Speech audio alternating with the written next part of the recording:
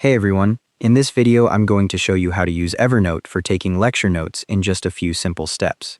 Start by clicking Notes in the left sidebar to open your notes list.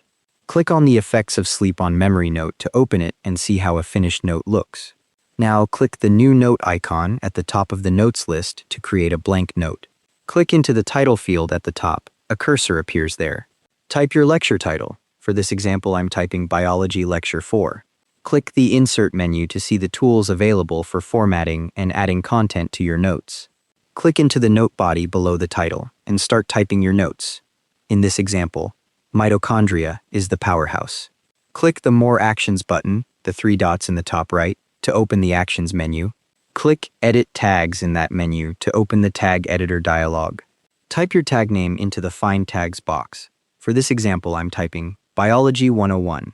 A suggestion appears below the box saying, Create Tag Biology 101. Click that to create the new tag. The tag becomes selected and a toast notification confirms it was successfully created. Click the Save button at the bottom of the dialog to apply the tag to your note. The dialog closes and you're back at your note editor. Your new tag Biology 101 now appears attached to the note, keeping it organized with your course material. If you need to add more tags later, just click the tag label on the note to reopen the tag editor and repeat the process. You can create as many tags as you need to keep different subjects and topics organized. Use descriptive tag names that match your course codes or topics so you can quickly identify related notes when browsing your collection. The Insert menu gives you access to tables, attachments, and other formatting tools that can help structure complex lecture content.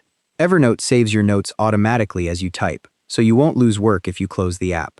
And that's how to create and tag a lecture note in Evernote. Thanks for watching, hope this helped.